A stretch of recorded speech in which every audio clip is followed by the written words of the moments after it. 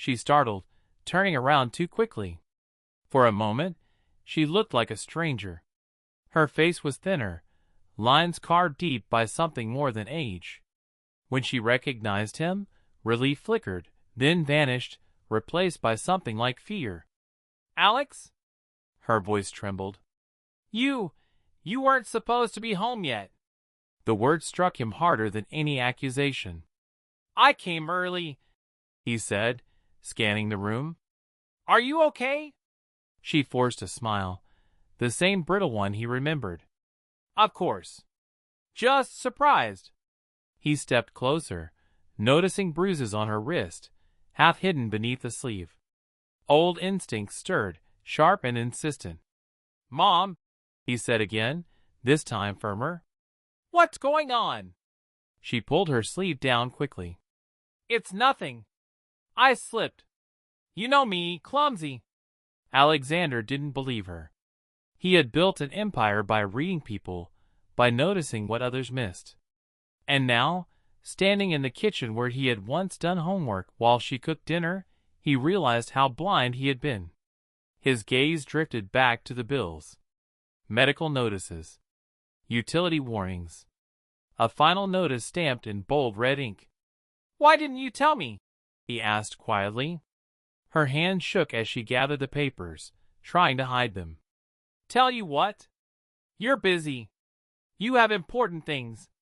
I didn't want to be a burden." The word cut deep. "You're my mother," he said, his voice rising despite himself. "You could never be a burden."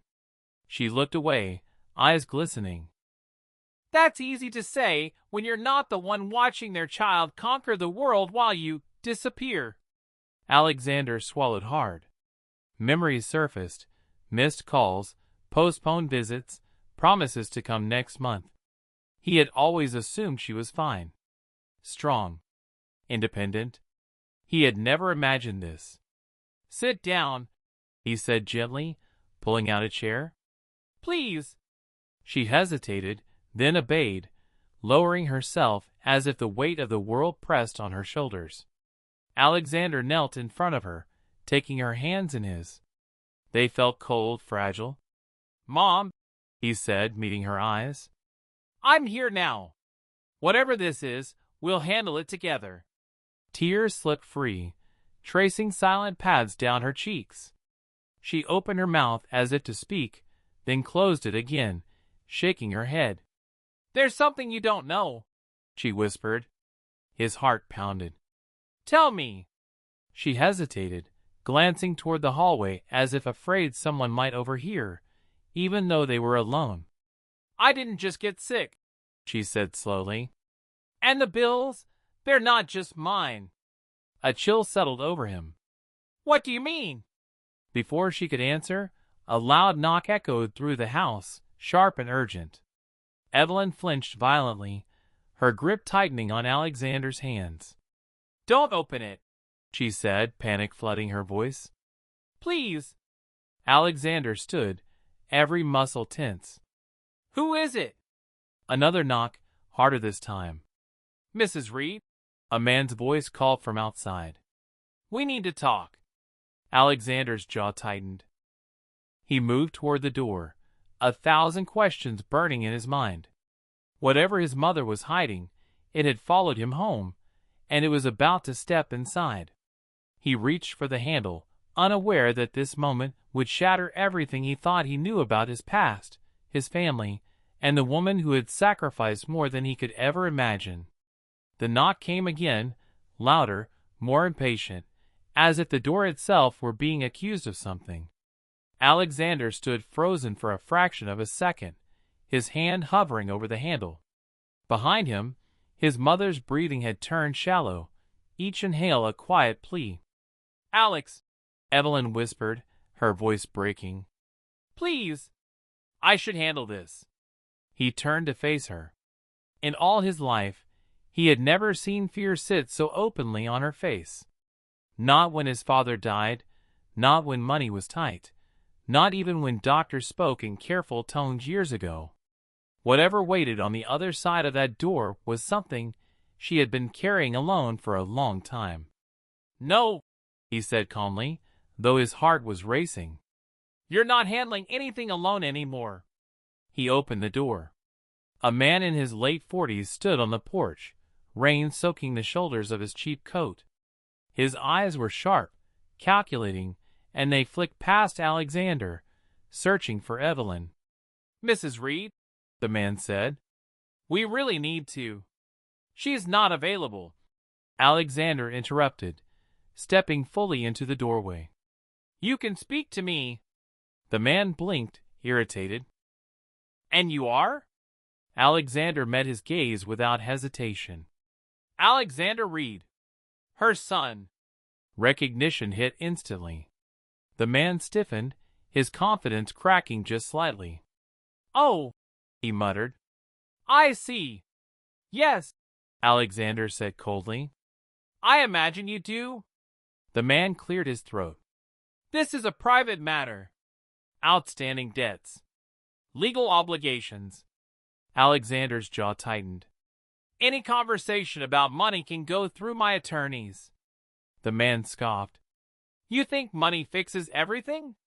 Alexander leaned closer, his voice low and dangerous. In your case, I'm certain it will. Silence stretched between them before the man took a step back. You'll be hearing from us, he said, retreating down the porch steps. You'll be hearing from mine first, Alexander replied, closing the door firmly. The house fell silent again, but something had shifted. The secret was no longer safely hidden in the dark. Alexander turned around. His mother was still seated, hands clasped tightly in her lap. Now, he said gently, walking back to her, you're going to tell me everything. Evelyn closed her eyes. When she opened them, they were wet with memories. It started years ago, she began. After your father died. Alexander sat across from her, listening. Your father didn't just leave us a house, she said. He left debts. Medical bills. Business loans he took to keep his company alive during the recession. I didn't want you to know. You were still in university. You had your whole future ahead of you. Alexander frowned. Why didn't you come to me later? When I started making money? She let out a bitter laugh. Because by then, the debt wasn't the worst part. She stood slowly and walked to the hallway, opening a drawer he didn't remember. From it, she pulled out an old folder, yellowed with age. This, she said, handing it to him, is the truth I never told you. Alexander opened it. Inside were legal documents, adoption papers, hospital records. His name stared back at him. Adopted. The word seemed unreal. I couldn't have children, Evelyn said quietly. Doctors told me years before you were born. Your father and I, we didn't care. We wanted you. From the moment I held you, you were my son. Nothing else mattered. Alexander's mind reeled. Why hide this? Because the woman who gave birth to you came back, Evelyn whispered. Years later. Sick. Desperate. She said she'd expose everything unless I helped her. The room felt smaller. She needed money for treatment. Evelyn continued. I paid. Again and again. When my savings ran out, I borrowed. When I couldn't borrow, I worked nights. I cleaned offices. I sold jewelry. I took loans I couldn't repay. Alexander remembered the bruises now, the exhaustion, the strange absences. The man at the door, she said, represents people I owe. People who don't forgive easily. Silence crashed down between them. Alexander finally spoke, his voice thick. You destroyed yourself to protect me. Evelyn nodded, tears streaming freely now. I was afraid you'd see me differently. Afraid you'd leave. Alexander stood abruptly, pacing the room. He had negotiated billion-dollar deals without blinking, but this shattered him. You are the reason I am who I am, he said fiercely. Blood doesn't make a mother. Love does. He knelt in front of her again, gripping her hands. "I don't care who gave birth to me," he said. "You raised me. You believed in me when I had nothing. Everything I built started here." She sobbed openly now, years of silence breaking at last. The next weeks moved fast. Alexander's legal team dismantled the debt network piece by piece. Predatory lenders vanished. Medical bills were erased. Protection orders were issued. The woman from Alexander's past was located, treated, and given help, with firm boundaries and legal clarity. Evelyn resisted at first when Alexander insisted she move in with him. "This house holds your childhood," she said softly. "And my future holds you," he replied. They compromised. The house stayed, restored and protected, but Evelyn spent her days where she was never alone again. Months later, Alexander canceled half his meetings for the year. He delegated. He stepped back. One morning, as sunlight flooded the kitchen of his penthouse, Evelyn watched him cook breakfast. Burnt toast, crooked eggs, all of it imperfect. "You don't have to slow your life for me," she said. He smiled. "I'm not slowing it. I'm finally living it." The world still called him a billionaire, a visionary, a success story. But to Alexander Reed, the greatest truth, he discovered that night wasn't about money, secrets, or blood. It was this. The woman he called mother had quietly given him everything, long before he had anything to give back. And this time, he would never come home too late again.